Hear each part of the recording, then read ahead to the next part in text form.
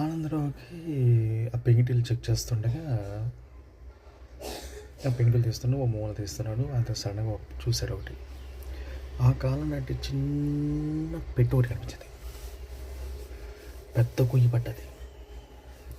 ఆ గోతి దగ్గరికి వెళ్ళి అన్ని పెంకులు తీస్తుంటే ఒక చిన్న పెట్టెలో కనిపించింది. ఆయన ఆశ్చర్యపోయాడు.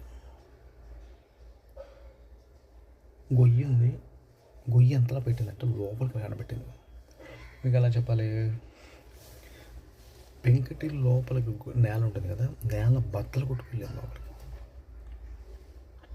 అంత లెవెల్లో.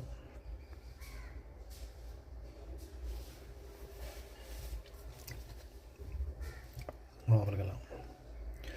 అయితే ఇక్కడ ఏం జరిగిందంటే మిగతా ప్లేస్లో పడినా అది బద్దలం లేదు, కానీ ఈ ప్లేస్లో పడింది. ఎందుకంటే ఈ ఉన్న ప్లేస్ వైపు పెద్ద పగిల పడ్డది. ఒక ఆయన చూసేసరికి ఇలాంటి పెట్టి తీసేసరికి ఇంకా లోపల ఇంకెవరు ఉంటే కనిపించాయి. ఆయన వెంటనే ఆమె తీసాడు. ఆ పెట్టెలో కనిపించాయి. ఏంటిది అని ఆయన షాక్ అయ్యాడు. ఈ రామారావు గారి పూర్వీకులు ఏంటంటే రాజుల దివాణాల కాలాల్లో, అంతకుముందు పెద్ద పెద్ద చక్రవర్తుల కాలంలో వాళ్ళ వంశజులందరూ పనిచేస్తుండేవారు.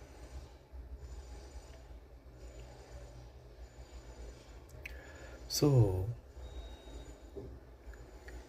దానికి సంబంధించిన ఒక చిన్న స్టోరీ తర్వాత చెప్తాను ఇందులోనే. వాళ్ళు ఆ కాలంలో ఉపయోగించే భాష కూడా వేరేగా ఉండదు. ఆయన వెళ్ళి ఏం చేశాడంటే ఆ పెట్టి తీసుకెళ్ళాడు. ఎవరైనా చూస్తున్నారని చూశాడు, గుడ్డ కప్పాడు,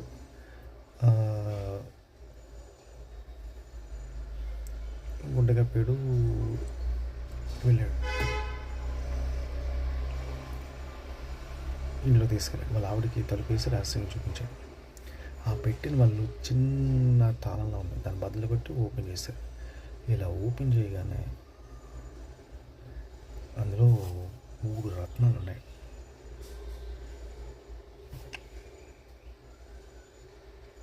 వీడు షాక్ అయిపోయాడు. భార్యాభర్తలు ఇద్దరు షాక్. కన్నమ్మ గారికి, ఇతనికి ఆనందరావు గారికి. ఏంటా అనేసి ఆయన ఆశ్చర్యపోయాడు. ఆ పెట్టి మూసి భార్యను దాచమని చెప్పి తను మళ్ళీ లోపలికి వెళ్ళాడు. అక్కడికి వెళ్ళాడు పశువుశాలలోకి. అసలు పశువుశాలలో మళ్ళీ క్లీన్ చేశాడు.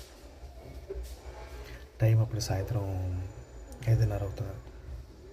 ఇంటి వెనక భాగం ఏంటంటే